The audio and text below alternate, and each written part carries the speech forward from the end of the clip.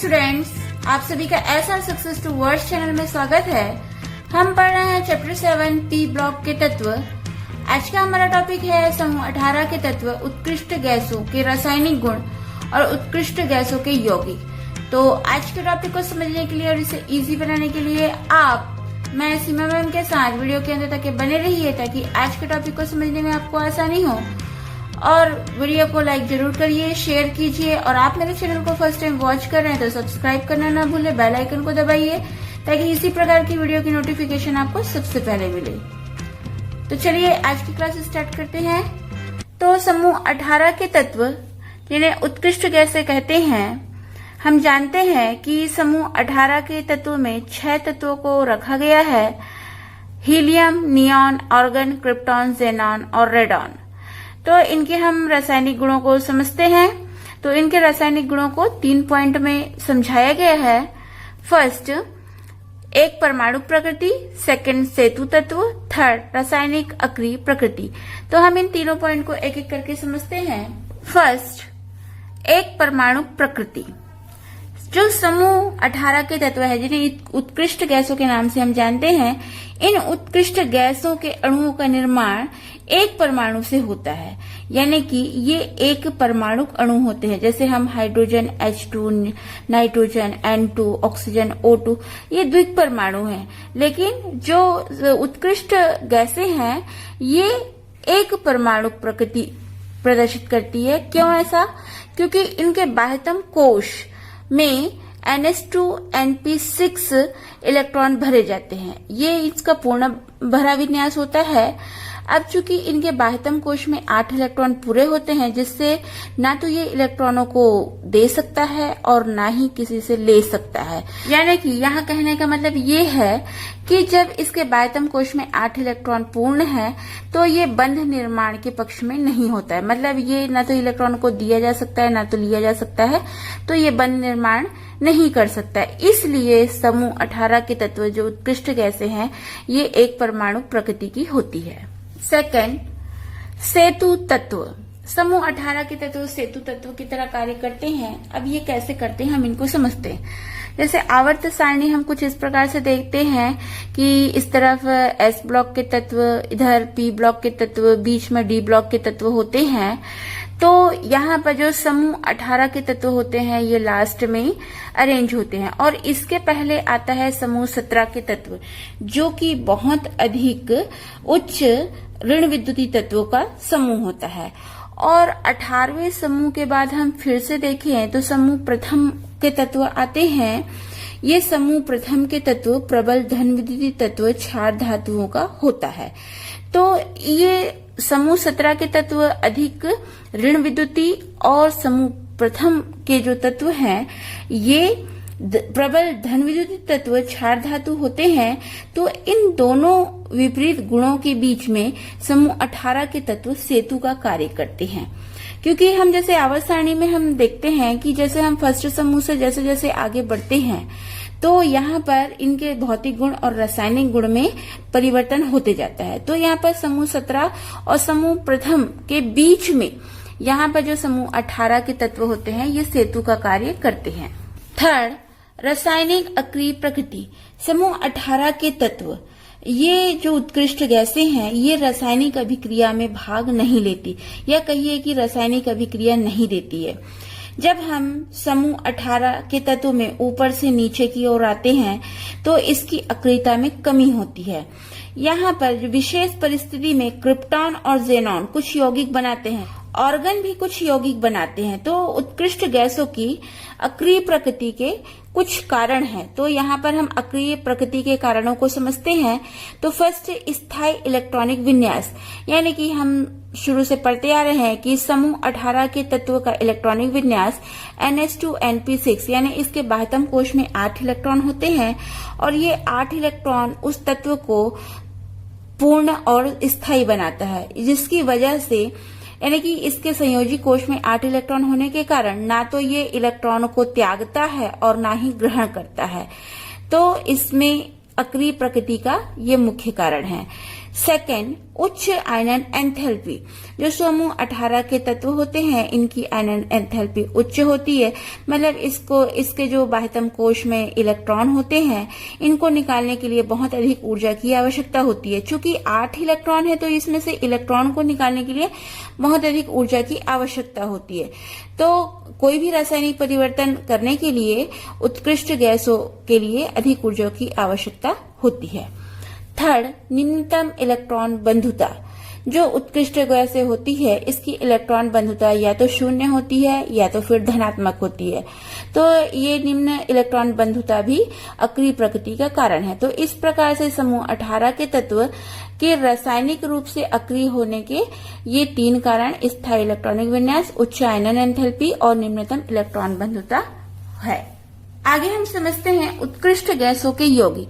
अब चूंकि उत्कृष्ट गैसों के बाह्यतम कोश में 8 इलेक्ट्रॉन होते हैं, यानी कि इनका अष्टक पूर्ण होता है, और 8 इलेक्ट्रॉन होने की वजह से ना तो ये इलेक्ट्रॉन त्यागते हैं और ना ही ग्रहण करते हैं, फिर भी जो ज़ेनॉन के कुछ यौगिकों को प्राप्त किया गया है।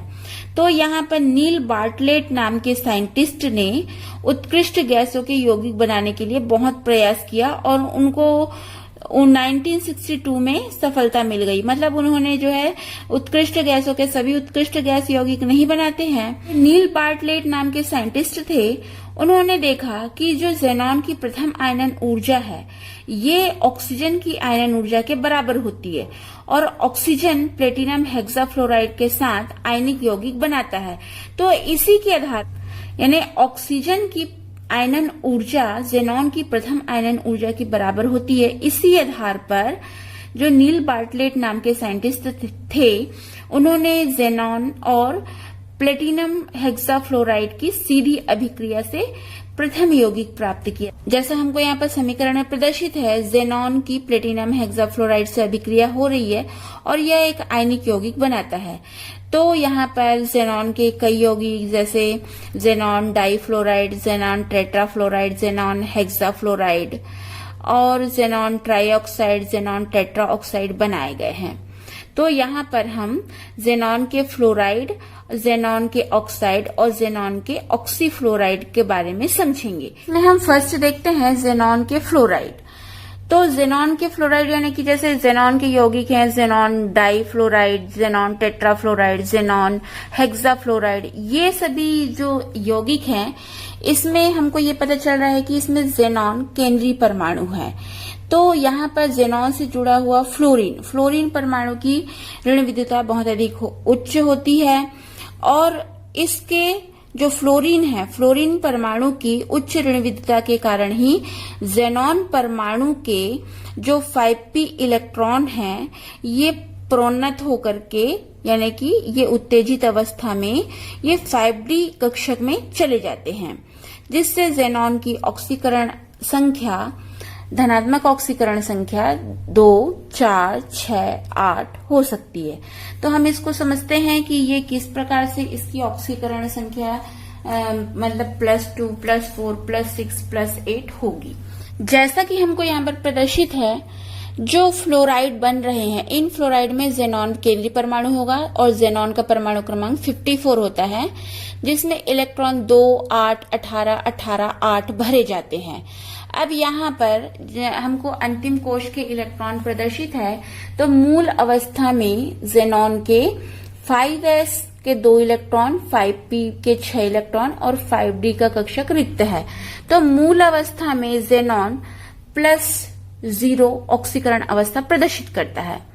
जब ये प्रथम उत्तेजित अवस्था में आता है यानी कि जो 5p के इलेक्ट्रॉन हैं जब ये 5d में चले जाते हैं तो यहाँ पर 2 अयुग्मित इलेक्ट्रॉन है, तो यह +2 ऑक्सीकरण अवस्था प्रदर्शित करता है और यहाँ पर यह sp3d संकरित अवस्था में होता है।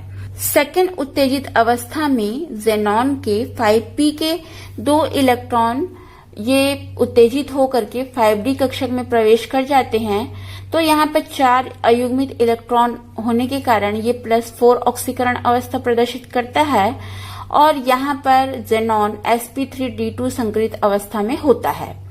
थर्ड उत्तेजित अवस्था में ज़ेनॉन के 5p के 3 इलेक्ट्रॉन प्रोन्नत होकर के 5d कक्षक में प्रवेश करते हैं, जिससे यहाँ पर 6 अयुग्मित इलेक्ट्रॉन हो जाते हैं और यह +6 ऑक्सीकरण अवस्था प्रदर्शित करता है। यहाँ पर जेनॉन sp3d3 संकरित अवस्था में होता है और 4th उत्तेजित अवस्था में 5s और 5p के इलेक्ट्रॉन प्रोन्नत होकर के 5d कक्षक में प्रवेश कर जाते हैं।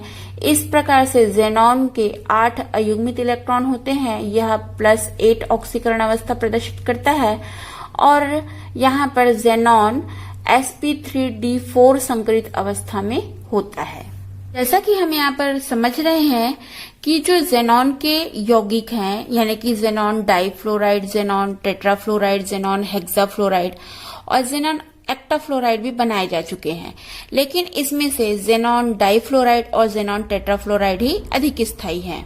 जेनॉन और फ्लोरीन के सीधे संयोग से जेनॉन के फ्लोराइडों को अलग अलग परिस्थितियों में प्राप्त किया जा सकता है। जैसा हमको यहाँ पर समीकरण प्रदर्शित है, अब जेनॉन और फ्लोरीन को 2:1 मिश्रण में निकिल के पात्र में 673 केल्विन ताप पर जब गर्म किया जाता है तो जेनॉन डाइफ्लोराइड बनता है और जेनॉन और फ्लोरीन को जब 1:5 के मिश्रण में लिया जाता है और निकिल पात्र में 673 केल्विन ताप पर गर्म किया जाता है तो जेनॉन टेट्राफ्लोराइड बनता है और जेनॉन और फ्लोरीन को जब 1:20 के अनुपात में मिश्रण लिया जाता है और इसे निकिल पात्र में 673 केल्विन ताप पर गर्म करके और 50 से 60 एटमॉस्फेयर पर जब इसे गर्म किया जाता है तो ये जेनॉन हेक्साफ्लोराइड बनाता है।